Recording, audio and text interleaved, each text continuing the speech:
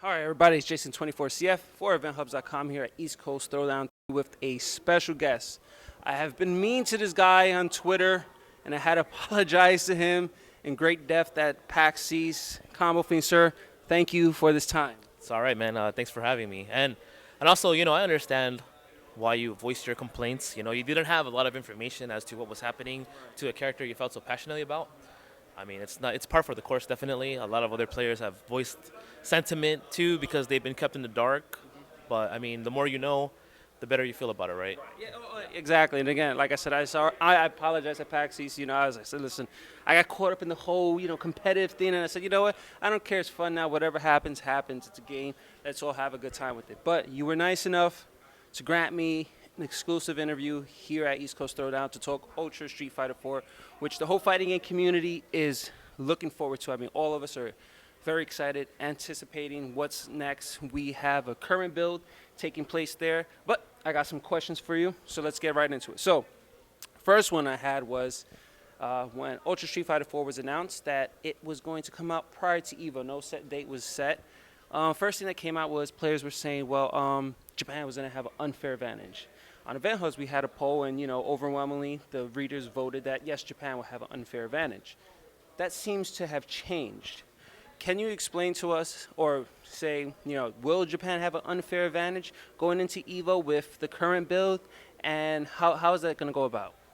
Well, Japan does have the game currently, so it is allowing them to explore the mechanics such as, red focus, ultra combo, double, and delayed wake up a little bit more. But in regards to the changes, we've been actually taking feedback from them currently, and we're applying that feedback to the console build that comes out. Okay. So that means that when players over here get the copy, they're not only going to have practice mode, to allow them to really go in depth, right, something that Japan doesn't have. They're also going to have new changes to explore that Japan isn't aware of. Okay. Japan will receive a copy of the game at the exact same time, so everybody's equal, but they unfortunately won't have practice mode, whereas the Western consumers will. Right. And if you're a lab monster and you put in time that way, you can definitely pull a lot out of that. I talked to some of my friends from Japan, and they definitely want to learn more, but they're afraid to actually pick new characters or really go in depth on the changes because it costs them $1 a game to play. Exactly. And not all of them are full-time office workers or whatever. Some of them are struggling too. So for them to invest in these new characters and new changes, it's actually quite expensive. So, I mean, although, yeah, they are learning how the game functions, I don't think that their advantage is too far, well, if any, from the U.S. consumers, or sorry, the Western consumers. And as you mentioned, it costs $1 per play. Kim1234 has done a good job of detailing some of those changes. He actually set up like a PayPal so we could donate. So, there was a Google Doc. So, appreciate, shout outs to Kim for doing that. I sent him, I believe, like $7 to test out some things, for certain characters. So, that does answer it. With you saying there was a console build, things will be different. So, and for example, one of the changes that recently took place is like with Gaio. While in the arcade, he's one way, console, he will be different. Correct? Yeah. Yeah, like with Guy, you see he has the EX Tatsu, and then that cancels into something. Right. That's not going to be in the console build, and they're getting used to fighting that. Right. And also same thing with Ken. Ken's low middle kick is +4 on hit, +1 on block. Okay. That means that Ken is running over there just smashing low forward kick, right? But over here, that won't be the case. Okay. If you press low middle kick, it'll be the same as it was in AE 2012. Okay. So, that's just a small example of the changes going in. There's plenty more that are coming in from the Japanese market that we're applying, and yeah, you're just gonna have to wait till you get it in your hands to test it all out. Now, another thing that's been a heated topic in the community is, and you mentioned it to me at PAX East, was the whole, you asked me, how did I feel about the whole DP, FADC nerf and such? And it was you, and I believe Zach that spoke about it, and Zach said he's all for it. I said, on the competitive side, I can understand it, but I said as a casual player, I feel it may hurt a casual audience. And you relayed some of your tips about it. And then you said that there was a great, not a great, but it was a poll that was held. Can you get more into, like, you said that was one of the more difficult changes that happened with the game? Yeah, I mean, I thought that initially it was a little drastic, and I was a little skeptical about it. But we put it in the game anyways, and we really wanted to see how the consumers would react to it. And we had like a 75% positive approval ratio for that. So it was the players that told us that they wanted to see that. How many players are playing online and some guy is just going for uppercuts all day without being punished. He's not worried because when he forward dashes, there's nothing that can punish him. I mean, he's -2 or maybe -3. Some characters, right? So it doesn't reinforce the smarter play of Street Fighter. We want to make sure that everything that players do is deliberate and not accidental. And that change definitely enforces that. In the older Street Fighters, if you went for an uppercut and you missed, you lost. In this one, actually, that's not the case here. Although the risk has gone up with that, you now have three options. So in the beginning, if somebody did an uppercut, you knew for a fact they were going to forward dash. It was 100% 100% the option they were going to choose, and it became another 50-50. Now it becomes a 33.3, right? If they do an uppercut and then they hold focus and you try to hit them, it might counter hit you. If they do uppercut, focus, dash forward, you can low jab them, throw them, or do a 5-frame attack, and you can hit them. But if you try to do that same attack when they backdash, it might miss, right? So it becomes more of a mind game. It's actually quite interesting the more I looked into it. And I think that players, it just becomes not so disadvantageous for the person going for the uppercut backdash, but at the same time, not as advantageous as it was before. And there were some great points you mentioned in there, which was another question I had, which I had here number 5, so I just skipped right to it. And was, one of the complaints you mentioned, like with the online people just smash things out, the term is used scrubs or something like that, or what did I say here? Yeah, most players say we want Street Fighter to play the way how Street Fighter played. I feel as I've played Street Fighter since Street Fighter 2 in the arcades. I'm 35 years old. I've played it while it was in the arcades. I feel games should evolve. Things should change. It always shouldn't be played as prior games. I do understand the basics of fundamentals, how important that is. But with that said, what is your interpretation of when people say it should play like how Street Fighter should be played? When I hear that, I think it all boils down to you playing the person. So what I was noticing, or actually what I should say is we were noticing, is that a lot of players were developing tactics that were much too hard to fight, right? If you got one knockdown, you could essentially win the game. And that is not how Street Fighter should be played, because Street Fighter is a two-player game. And you want to make sure that the way you play the other person is with constant reads and, with the right choices. And if the opponent makes the wrong choice, they get punished correctly. That's ideally how classic Street Fighter is played. I mean, I played it in the arcade too. And if you missed anything, you got punished accordingly. That wasn't the case here. People were kind of getting away with the uppercut -2, but then again, a lot of players who were extremely casual, I don't think that this really applied to them per se, because they really weren't the guys who were doing uppercut, focus, cancel. Because to get to that level, you're already applying time and effort to get better and understand the game a bit better, right? Because now you're doing a command. You're learning how to execute that, right? And now you're graduating into the realm of a person who's trying to take Street Fighter a little bit more seriously. If you were casual, then you do an uppercut and you get a focus cancel, but you don't know exactly what you did. It's just, oh, cool, the guy's changed the way he's moving, right? That's cool. So what this will do is this will actually have those guys who are already transcending from the most casual person into a tad more serious. It'll transition them into just a more, I guess, a more competent Street Fighter player. They're going to, essentially understand what Street Fighter is all about and making those hard reads. It'll feel more rewarding when they get there. They'll understand that there is risk associated with the attacks they're trying to perform, and there's a reward. Yeah. I mean, that's very well said. And, I do understand the changes that had to be made, because there's things that are abusive. One of the main things that players complained about is after a hard knockdown, like you said, it was out of their hands. It was like it was just an engine thing that took place, and you got the hard knockdown. You had to deal with that vortex, and it was just that's it. And if they messed up, then you got lucky. But we'll move on.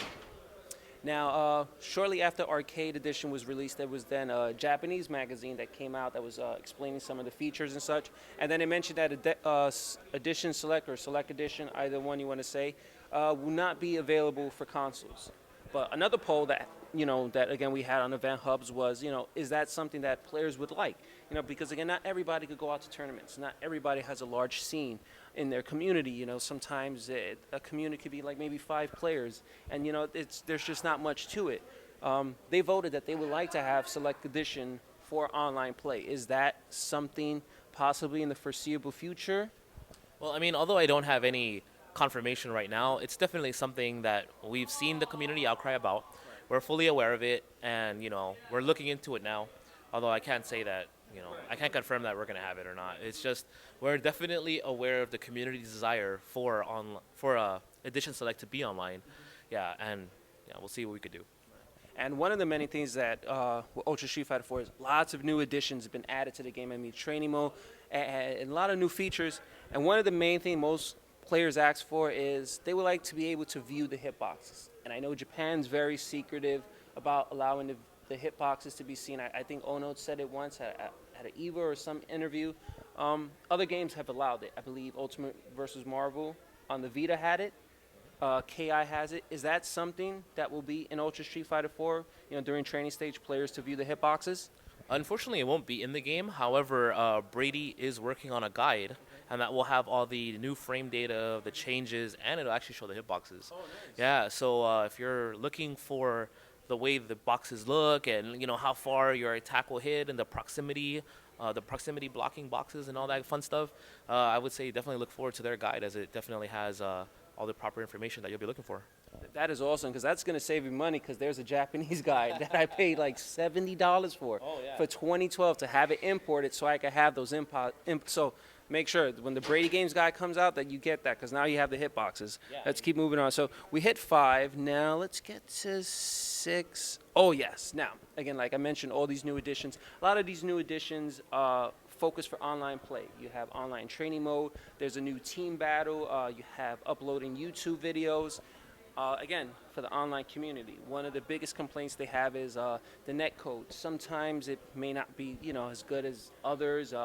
Sometimes families just have too many people, on the internet at once, Netflix and such. Has Capcom looked into improving the netcode for Ultra Street Fighter 4? At this moment in time, we haven't changed much. It does play as it is. We noticed that on Xbox it was rather smooth. On PlayStation, it really is the same. I mean, in a lot of people, they like to compare their net play with like Japan, and the big issue with that is that Japan is the size of California. So if you were playing somebody from the north of California to the south of California, it's pretty smooth. I have no issue playing anyone online, but the second that you expand that, when you're playing the distance of maybe 7 Californias, you might have a little bit of an issue, and that's also the online issue with America in general. So, well, I mean, we are definitely going to put more attention to it, but I can't say that there's anything happening with that right now. I mean, you guys are trying. That's the one thing, We're fully aware. Okay, let's see now.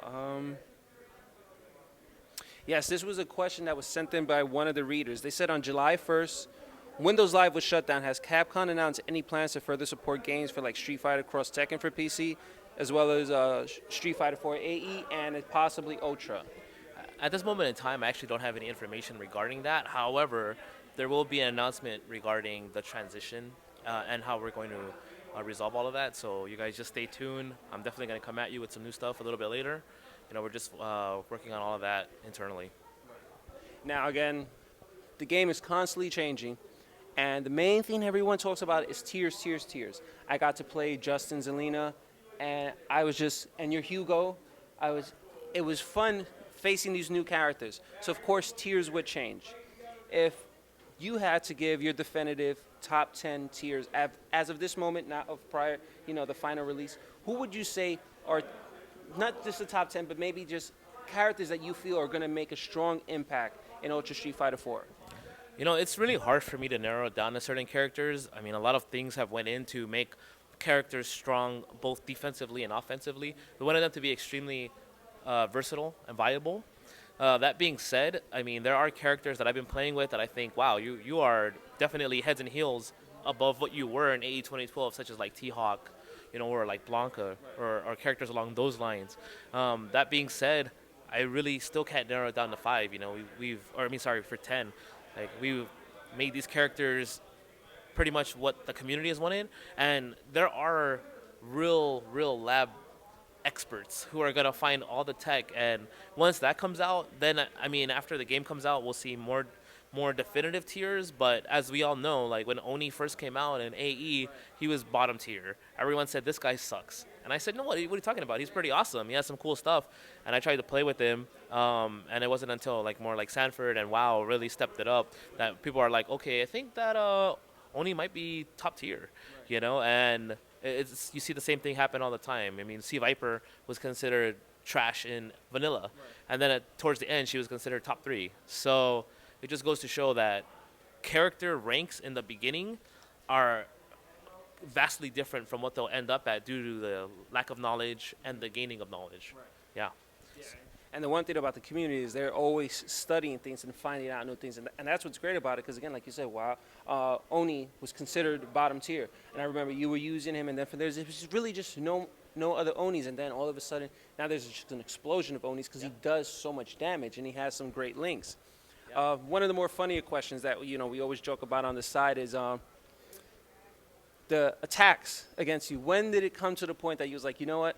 I don't care anymore, when people are saying, oh, you changed this, you changed that, damn you, to hell with you, you were the chosen one. Have you seen the video that they had a rant, like, you were the chosen one and now you betrayed us? Well, I mean, it was hard initially when I first got on the project, just because, I'm used to just doing things that are entertaining, and, people generally enjoy that, and the amount of negativity geared toward me is rather minimal. But that's just because I'm doing something on my own on the side that doesn't really affect anyone, right? But now that I'm in the driver's seat of Street Fighter and the balance, people are now worried about it affecting them.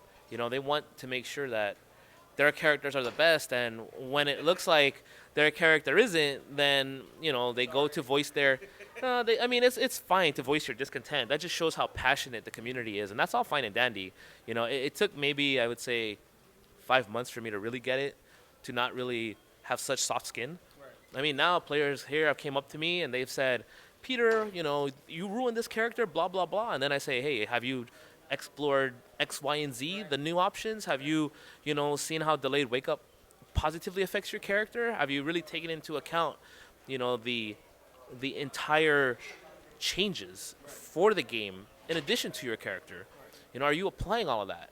And I understand that you might be disappointed initially because you didn't see what you wanted specifically, but I do feel at the end of the day, your character is a lot more viable than he may have been before. Right. And that's ultimately what people need in their hands. It may not be what they want, because everybody wants a win button. They just want to push start, you win, right? No, but it's definitely more along the lines of tools they can use, and if they really explore, they'll find that their characters are more fulfilling, and there's more to do with the character than just to play one way. Right. Mm-hmm. Yeah. Yeah, and it was funny, like earlier with DJ Eric and Zangief, he was saying, oh, it's -3. And he was like, wait, how did you test it? And he's like, well, I tested it against Zangief. He's like, well, yeah, SPD's -2. I mean, a 2 frame, so of course it should punish it. I mean, try it with like a Shoryuken with Ken and Ryu. And he's like, oh, yeah, but... Yeah, and then he came back afterwards and he said, oh, you're right, I'm sorry. So, I mean, it definitely does happen. And I realized that at first, it's just, people just don't want their characters to drop. All the time and effort invested into it, you want a return on your investment, right? And I perfectly understand that. The last thing you want to do is put in time and effort when we told you that this version was going to be the most balanced and your character was going to be the best it probably ever was, right. Or the most fair it ever was. And, you see right now that your character is at a disadvantage already. Right. I mean, we looked into it. We made sure that the characters had the tools to be viable at even their worst matchups, got a little bit better, right.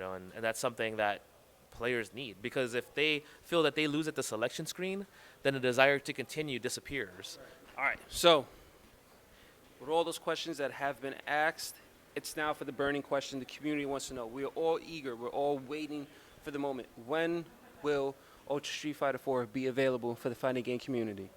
Well, I'm pleased to announce that the game will be coming out on the Xbox Live Marketplace and also on the PlayStation Network on June 3rd, available for digital upgrade for $15. So for those of you who are ready for, all the changes, red focus, ultra combo double, character changes, delayed wake up, mark your calendars, get hyped, get excited. I mean, that gives us great time. CEO would be 3 weeks after that. Then Evo, more than enough time, well over a month for enough practice for Evo. So the whole issue of, well, will we have enough time to practice for Evo? Now you should have more than enough time. You should have a whole month. We will have, as he mentioned earlier, we will have training stages to practice and get things down, learn those setups. So, we can match up with the Japanese, but not but the top players can match up with the Japanese players come Evo. So, Peter, thank you for your time. I appreciate it. Where can someone follow you if they wish to follow you, send you praise instead of negativity? How could they go about that? Well, I mean, you could follow me on Twitter at the Combofiend. Unfortunately, I don't really tweet as much. I've kind of been busy with Ultra behind the scenes. That'll probably change, though, once the game starts coming out. And if you want to hit me up, let me know that you like the game once it comes out. I'm all ears. If you want to find some crazy stuff and let me know about that, I'm all ears too. So, feel free to let me know what's up. Drop a line. Awesome. Appreciate it, and we out.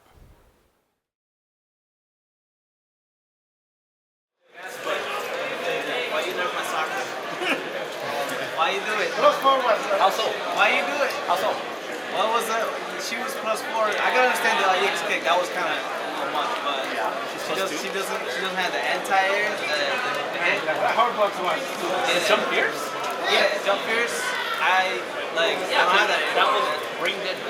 Yeah. Like it was brain dead. Like you just jump and fierce. I'm like, who cares? Like, I don't have to respect anything. Yeah, that was. But that's the pressure I needed to get it on people. Okay. Yeah, but EX hurricane. You're +2. +2, but it's like, it's not like, it's not safe enough. You gotta make it more safe. Nah, sorry. Yeah,